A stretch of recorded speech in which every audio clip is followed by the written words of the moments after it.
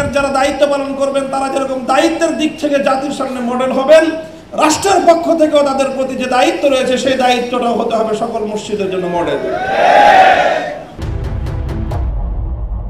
করে এই ধরনের মসজিদ নির্মাণ করা এবং সেই মসজিদকে ময়লা আবর্জনা দিয়ে ভরে রাখা, মসজিদকে অবমাননা করার অধিকার কারো থাকতে পারে না। মসজিদ পরিচ্ছন্ন রাখার দায়িত্ব কতটা গুরুত্বপূর্ণ সেটা আপনারা যারা দ্বীনের ইলম যাদের জানা আছে, কোরআন এবং হাদিস, তারা জানেন যে মসজিদকে পরিচ্ছন্ন রাখা, মসজিদে যেন সামান্য একটু ময়লা এক মুহূর্তের জন্য থাকতে না পারে, চাই সেখানে কেউ নামাজ পড়ুক বা না পড়ুক, শুধু জুমার দিন মসজিদ পরিষ্কার করা হবে আর সারা সপ্তাহ মসজিদ ময়লা থাকবে, এইভাবে মসজিদকে অবহেলা করার কোনো সুযোগ মুসলমানদের জন্য নাই।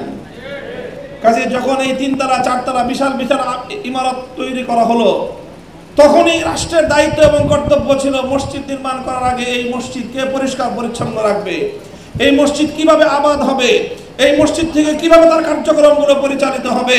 রাষ্ট্র যেহেতু দায়িত্ব নিয়ে মসজিদের ঘর নির্মাণ করেছে, এই সব দায়িত্ব রাষ্ট্রের ছিল। সেই রাষ্ট্র করে নাই, সেই সরকার করে নাই, বরং সেই সরকার এগুলো করেছে শুধুমাত্র মানুষকে হয়তো মুগ্ধ করার জন্য, যে আমরা এত এত মসজিদ করেছি, একটা পরিসংখ্যান শোনানোর জন্য।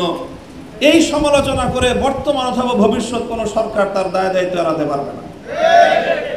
তারা করে নাই, মা নাকার দেম সুমা হাজার বকুনের, তারা করে নাই তাই বলে আপনারাও করবেন না, এটা তো কোনো পথ হতে পারে না। যেহেতু মসজিদগুলো নির্মিত হয়েছে, এবার ফার্দার ভবিষ্যতে আর নতুন মসজিদের প্রজেক্টগুলো বাস্তবায়ন করবার পূর্বে নির্মিত ইতিমধ্যে পরিচালিত মসজিদগুলোর সকল আয়োজন রাষ্ট্রীয়ভাবে সুসম্পন্ন করা রাষ্ট্রের ঐতিহাসিক জিম্মাদারি।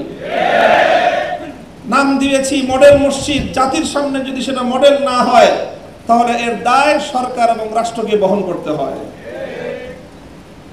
আমি তো আশ্চর্যান্বিত হয়ে গেলাম কিছু তথ্য শুনে,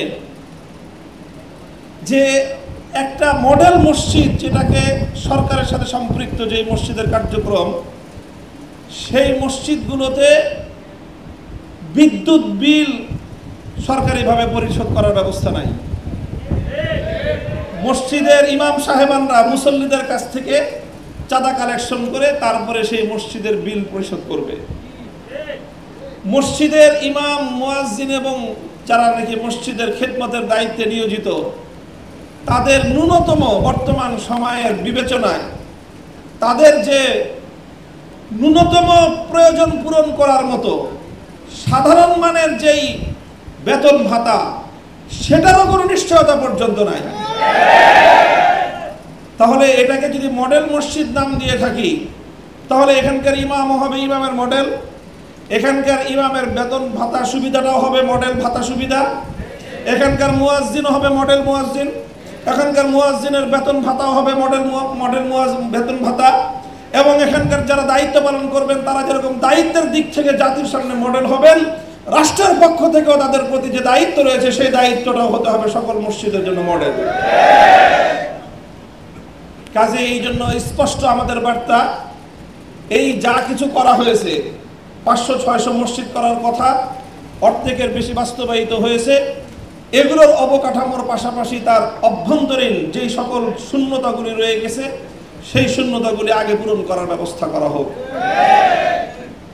এটা চিন্তা করা যায়, এখন একটা অজপাড়া গায়ে একটা পঞ্চায়েত পরিচালনা করে যে মসজিদ, আরে এলাকার একটা ছোট্ট গ্রামের সাধারণ একটা সমাজ, আপনারা জানেন গ্রামগঞ্জে যে সমাজ ব্যবস্থা এখনো আছে, 1, 2, 3টা পরিবার মিলে একটা সমাজ হয়, সেই সমাজও একটা মসজিদ যখন পরিচালনা করে, ভাঙ্গা কুড়ে ঘর, টিনের ঘর, বিল্ডিং করার মতো সামর্থ্য তাদের নাই, সেই কুড়ে ঘরের একটা মসজিদের ইমামকেও তারা যতটুকু সম্মান করে, আমি আমার জানা মতে মডেল মসজিদগুলোর ইমামকে আমার এই সরকার, আমাদের এই রাষ্ট্র সেই সম্মানটুকু করতে পারে না।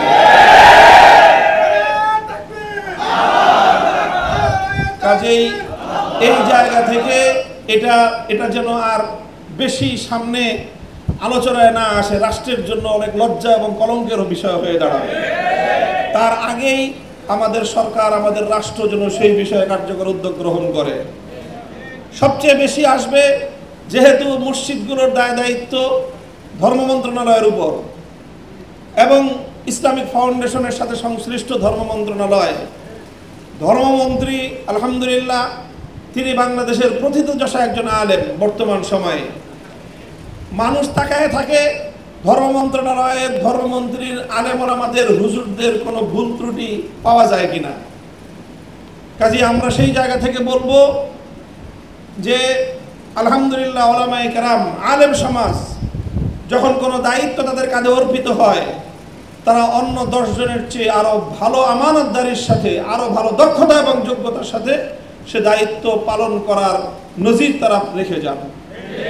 এই জন্য আমি এখনো আমাদের আজকের এই অনুষ্ঠানের প্রধান অতিথি মাননীয় ধর্ম উপদেষ্টা মহোদয় উপস্থিত হন নাই, কিন্তু ওনার কাছে আমার বক্তব্য পৌঁছবে ইনশাআল্লাহ। যে আমরা চাই যে উনি এই যে বিরাট একটা জায়গা, এই মডেল মসজিদের ইমাম এবং মুয়াজ্জিন এবং এখানকার নিয়োজিত সকল খাদেমদের জন্য এমন একটা ব্যবস্থার তিনি ফাউন্ডেশন এবং ভিত্তি রেখে যাবেন, যেন ভবিষ্যতে দেশের আলেম সমাজ বলতে পারি আমরা যে আমাদের একজন মন্ত্রী ছিলেন, উপদেষ্টা ছিলেন, তিনি অন্য 10টা উপদেষ্টা, অন্য 10টা মন্ত্রণালয়ের চেয়ে ভালো পারফর্ম করে গেছেন।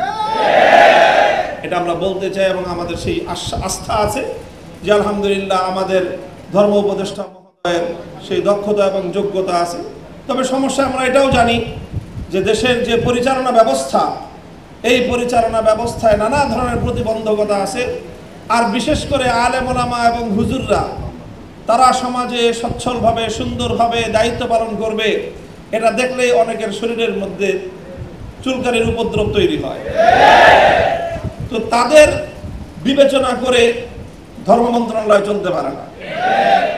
অন্তত ধর্ম মন্ত্রণালয়টাকে এমনভাবে পরিচালনা করা উচিত যেন এখানে টপ টু বটম সকল দায়িত্বশীল, ইসলাম বান্ধব হয়, ধর্ম বান্ধব হয়, আলেম ওলামা বান্ধব হয়, ইমাম মুয়াজ্জিন বান্ধব হয়, এমন লোক দিয়ে এই ধর্ম মন্ত্রণালয়ের গোটা প্রশাসনকে আমরা দেখতে চাই।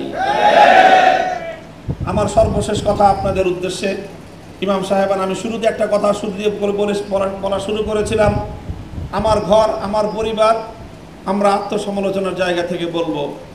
এই যে মডেল মসজিদগুলোর মধ্যে মাঝে মাঝে একটা আওয়াজ উঠাবার চেষ্টা করা হয়, নিজেদের মধ্যে বিভেদের নানা ধরনের কথা, আলিয়া কওমি, অমুক অমুক, এই ধরনের বিভেদের সুর তোলার চেষ্টা করা হয়।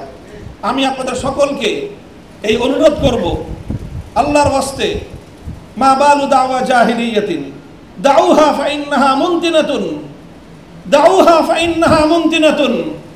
এই জাহিলিয়াতের দাওয়া কখনোই যেন আমাদের কোনো ধর্মীয় অঙ্গনে আর নতুনভাবে উচ্চারিত না হয়। এখানে কওমি এবং আলিয়ার কোনো বিভেদের দেয়াল এইভাবে টেনে নেওয়ার কোনো সুযোগ নাই। ইন্না আকরামাকুম ইনদাল্লাহি আত্তাকুম, ইলমের ভিত্তিতে, তাকওয়ার ভিত্তিতে আমরা পরিচালিত হব। কোরআন সুন্নাহ আমাদের মানদণ্ড।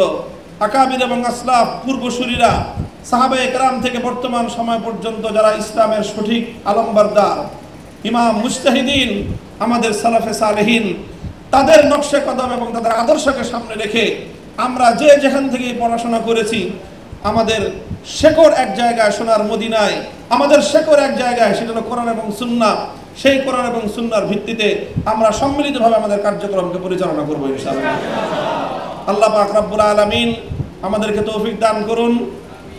বাংলাদেশের এতগুলো মডেল মসজিদ যেভাবে তৈরি হোক, এখন আমরা এটাকে ভবিষ্যতে সকল ত্রুটির ঊর্ধ্বে উঠে আমরা এই মসজিদগুলোকে পরিচালনা করব।